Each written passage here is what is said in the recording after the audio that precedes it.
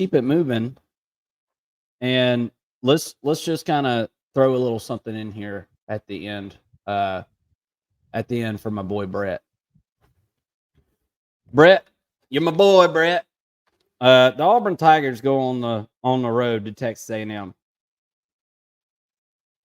I look, I ain't got a bunch of stats and stuff like that on this game because like I said, stats are good, and I got a feeling these stats are about to change. Everybody's stats are about to go. Their defensive stats are going to go through the roof this week. Everybody's playing real competition. People ain't playing cupcakes this week. This is a lot of conference play going on. I think these numbers are going to come back to earth defensively, and I think offensively they're going to increase. And the real offensive juggernauts are going to make themselves known in week 4. Texas A&M has a real deal offense. Okay, they're very good. They're very good. They're not as good at rushing as what they were, but Connor Wegman is a prolific passer. Okay, and they do have a dynamic wide receiver core. The defense, DJ Dirk has just got to figure this defense out, man. And I think they're going to be in good shape. I took, for my betting purposes, I actually put money on Texas A&M, but I got them at 7.5. I'll still take the 8 for the show. I'm doing this for the show. But my money was on Texas A&M minus 7.5. Auburn is just not there yet.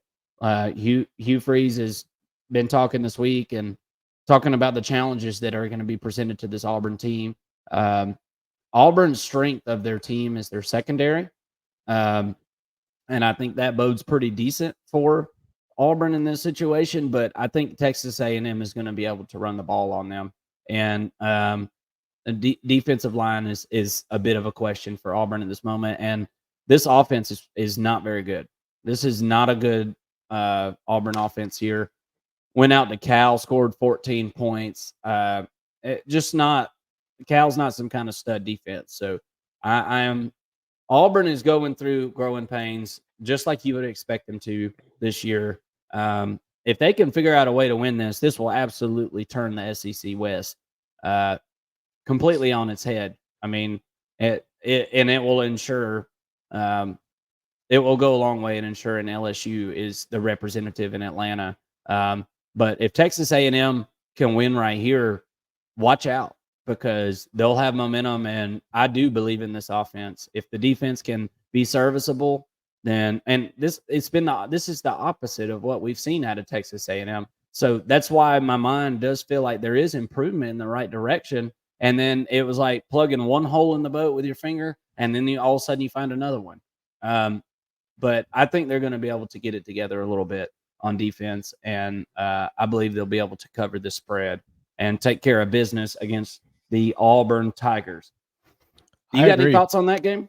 I agree 100%.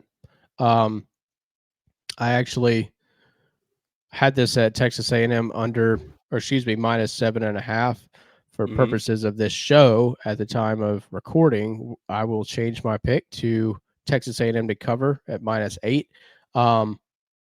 Again, for much the same reasons that you mentioned. I think Texas A&M is ahead of Auburn when it comes to the offensive side of the ball right now. And I think Auburn is about a year away from being pretty dang good, honestly. That being said, I think that Texas A&M is going to be able to win by more than 8. I'm also taking a second play on this game, and I'm going to take the under 51.5. Is this one of your picks of the week? Both of these are picks of the week. Both of these are picks of the weeks. Yep. Cool. So I'm taking Texas A&M and Auburn under 51.5. And for much the same reasons, I think this could easily be a 27-17 type game. And kind of unfold that way. And I just don't see. I'm not confident in picking Texas A&M to score 40 points yet. So until I see that in SEC play, at least, until I see that, I'm pretty confident in picking the under. And I don't think that Auburn's going to be able to put up more than 20 against Texas A&M. So give me that under 51.5. I'm actually more confident in that play than Texas A&M covering the 8 points. But But we'll see. I feel pretty confident in the 51.5. So give me both of those picks for